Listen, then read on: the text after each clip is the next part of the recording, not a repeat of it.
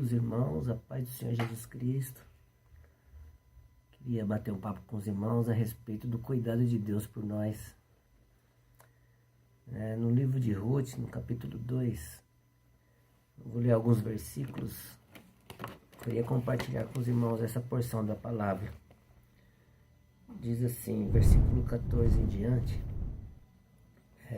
Também a hora de comer, Boaz lhe disse: achega-te, come do pão e molhe o teu bocado no vinho. E, sentando-se ela ao lado dos segadores, ele lhe deu grão tostado. E ela comeu e se fartou, e ainda lhe sobrou.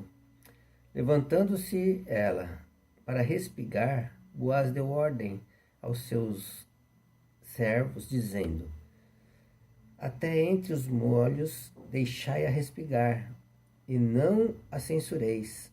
Tirai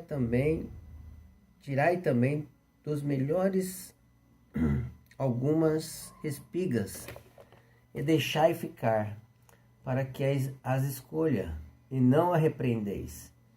Esteve ela respigando naquele campo até a tarde. Então debulhou o que havia apanhado, e foi quase uma efa de cevada. Esta é a história de Ruth, Noemi, na hora da Noemi. Nós sabemos o que ocorreu anteriormente, só para te situar. Houve rumores de que haveria fome na terra do pão. E Elimeleque, então, marido de Noemi na ocasião, colocou no seu coração de mudar para Moabe, a terra dos adversários de Israel, uma terra de maldição. E ele foi, então, juntamente com sua esposa, Elimeleque, também Malom e Quilion, estavam naquele campo, em Moabe, e tentaram trabalhar naquele lugar, mas depois de alguns anos, diz a história, que Elimeleque morreu. E também a morte bate na porta de Malom e Quilion, seus filhos. Então, Noemi se vê sozinha, irmãos. Agora desamparada, sem o esposo, sem os filhos, apenas com duas noras. Uma chamada Orfa e outra Ruth. Diz que então ela pensa em voltar houve rumores agora que Deus tinha visitado o seu povo. Interessante que a Bíblia não fala que Deus enviou recursos, alimentos, que voltou a ter pão na terra do pão. Não, diz que Deus visitara o seu povo, e ela vê isso. Agora ela planeja voltar. E diz a palavra que estão retornando agora a Belém. Só que no meio do caminho, se você perceber isso, ela fala assim: olha, já estou velha para suas noras. Eu não tenho mais filhos, porque havia a lei do liverato. Se tivesse outros filhos, esse filho aí poderia casar com a viúva para suscitar filhos, a descendência. Esses filhos seriam considerados do irmão morto. Porém, irmãos, a órfã, depois de ouvir o conselho de Ruth, olha, eu não tenho mais filhos, ainda que se eu vir a ter filhos, mas eu já estou velha, mas ainda se for possível, vocês já vão estar numa idade adiantada, vocês não poderão esperá-lo. Vai ficar com seus pais, eu não tenho mais nada para dar para vocês. E Orfa, então, ficou vendo uma imagem, um cenário de choro, de lágrimas, de sentimento, volta para a casa dos seus pais. Mas Ruth, ela tem uma visão diferente, tem algo diferente, sobrenatural na vida dela. Ela aprendeu a amar Noemi, não que Orfa não tinha amado, porque Noemi deveria ser uma belíssima sogra, uma sogra orientadora, uma sogra amiga, uma sogra amorosa. Por isso todo o pranto de Orfa para voltar para a casa dos seus pais. Mas Ruth, ela falou para Noemi: olha, onde fores eu irei, onde repousares, repousarei eu. O seu povo será o meu povo, o seu Deus será o meu Deus. Eu vou contigo, eu quero ir contigo. E aí as duas no deserto, eu fico vendo um cenário, naquela visão mórbida, caminhando por longos tempos. E ao chegando em Belém, muitas pessoas que a reconheceram, aquela lá porventura não é Noemi? E ela falou assim, não me chame mais de Noemi, me chame de Mara, porque Deus me fez passar por tudo isso. Então vejam aí ela falando que Deus havia proporcionado todas as amarguras que ela havia sentido. Então, ela na sua liberdade de escolha, na sua divergência juntamente com o marido, eles escolheram no momento difícil para uma terra que Deus não se agradava. Não consultaram Deus, não tiveram um momento com Deus, um particular com Deus, um relacionamento com Deus para poder ir a Moabe. E aí agora Deus visita o seu povo, elas estão de volta, estão chegando. E ela se assenta entristecida, mas Ruth fala, deixa eu ir apanhar espigas. Em vez dela falar assim, eu vou contigo. Não, mas ela está derrotada. Ela está ali amargurada ainda, com certeza. Mas Ruth não, ela está crendo mais no Deus de Noemi do que a própria Noemi. Então todos os ensinamentos fizeram grande obra. Ela temia o Deus de Israel. Ela temeu o Deus de Noemi, Deus do povo judeu. Então, irmãos, ela foi apanhar espigas. Em algumas passagens diz que por casualidade ela chegou no campo de Boaz. Mas eu vejo que nada acontece por coincidência ou por obra do acaso. Deus tem seus propósitos soberanos. Deus tem sua maneira de agir. Com tantas prioridades, com tantas propriedades, na verdade, ela foi parar logo no campo de Boaz, parente de Noemi, que se chamava um parente resgatador, um dos responsáveis por Noemi. Esse é o tipo de situação que parece que só vamos encontrar na Bíblia, irmãos, pois é nítido o agir de Deus. Na verdade, não é assim também conosco? Se pararmos para pensar, todos temos histórias sobre o cuidado de Deus. Todos nós temos histórias sobre as mãos soberanas de Deus. Em Mateus 6, Jesus falando aos discípulos que estavam preocupados com o que eles iam comer, beber e vestir. Jesus dá uma aula para eles não ficarem ansiosos. E muitas vezes nós deixamos o curso da vida nos conduzir. E esquecemos da providência divina.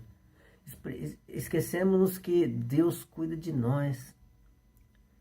Jesus pergunta, não fiquem ansiosos por causa do que vocês vão comer, vestir, beber. Olhai as aves do campo, elas não colhem nem juntam em celeiros, mas o vosso Pai Celestial as alimenta. Porventura, vocês não valem muito mais do que elas? Por que andais ansiosos quanto à vossa vida?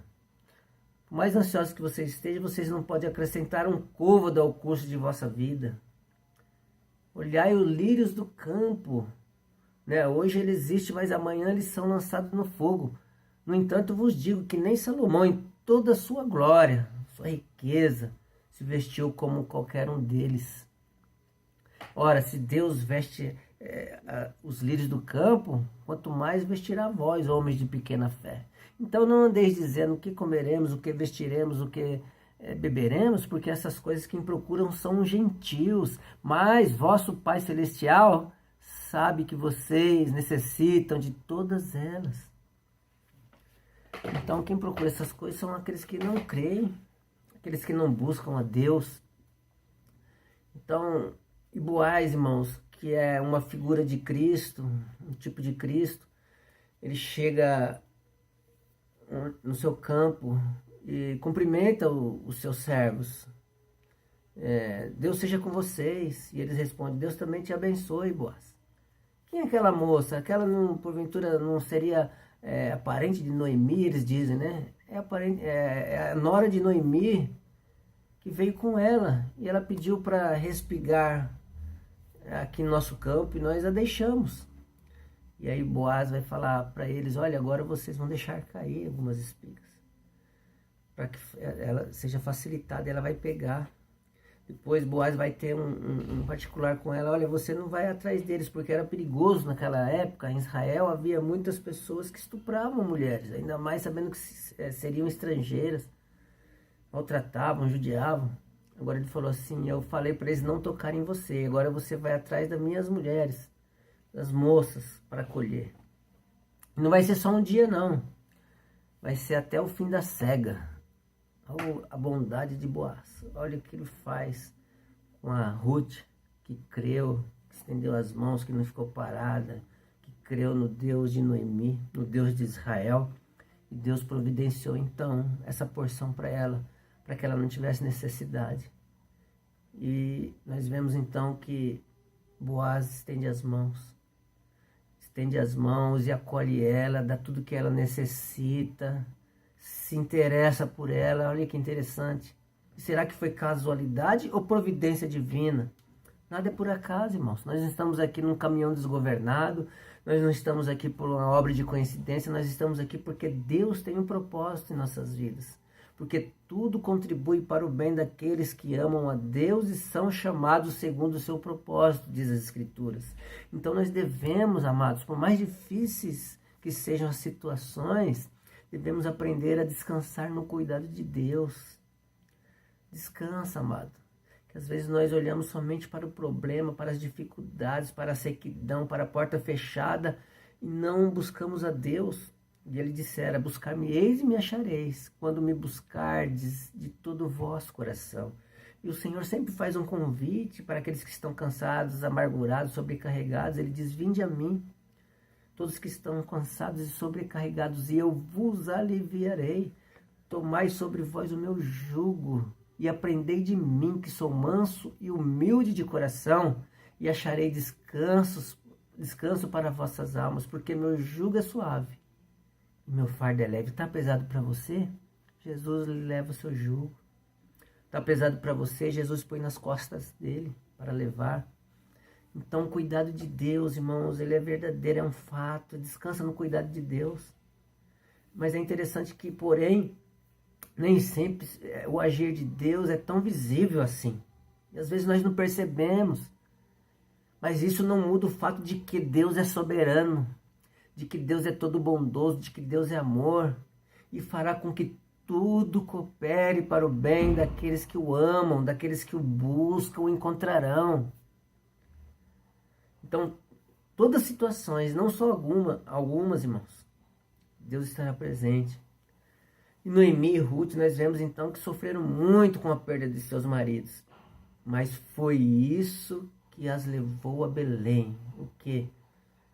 O cuidado de Deus, a providência de Deus, a soberania de Deus. E nós vemos que Ruth e Boaz se casam, irmãos, resumindo a história. E, consequentemente, foram bisavós do rei Davi, que foi a descendência de Cristo. Louvado seja Deus. Eu quero que você medite no cuidado de Deus, irmãos. Eu quero que você entenda isso. Eu quero que você, nessa manhã, ore a Deus, busque a Deus, saiba que Ele é o Deus de providência, que Ele muda a história, Ele é o tapeceiro que vai teando, que a gente olha e não entende, mas os seus mistérios estão inseridos naquele tapete. Então, mesmo quando não vemos ou não entendemos, eu quero dizer para você, creia, confie, que Deus age em favor dos seus filhos, daqueles que creem, daqueles que obedecem. Mesmo que esteja passando por momentos de portas fechadas, de dificuldades, Ele pode estar nos ensinando algo, amados, moldando o nosso caráter, redirecionando nossas vidas nas dificuldades, ou livrando-a, ou livrando de algum perigo. Deus cuida de nós. É preciso crer que Ele sabe o que está fazendo. Deus é tão bom, irmãos. Ele não falhará. E quando você não entender nada, nem sua mão perceber, nem seus olhos ver, creia nele. Confie nele. Porque desde a antiguidade não se viu, nem com os ouvidos se percebeu, nem com os olhos se viu um Deus além de ti, que trabalha por aqueles que nele esperam. Desde a antiguidade não se ouviu, nem com os ouvidos se percebeu, nem com os olhos se viu um Deus além de mim, que trabalha por aqueles que nele esperam. Deus é soberano. Deus cuida. Eu não sei o que está passando na sua vida, nessa ocasião, nesse momento. Eu não sei os percalços que você tem sofrido. Eu não sei as dificuldades que tem assolado o seu coração. Eu não sei as dúvidas que permeiam a sua mente. E saiba que Deus sabe de todas as coisas, que Ele é soberano. Ele está contigo todos os dias, até a consumação dos séculos. Ele chama todas as estrelas por nome, e nenhuma vem a faltar. Ele mediu o pó da terra com a balança de precisão. Os oceanos são como gotas em suas mãos. Olha que Deus maravilhoso, que Deus soberano. Creia nisso, em nome de Jesus. Glória a Deus. Cuida de mim, da sombra das suas asas, Deus cuida de mim. Eu amo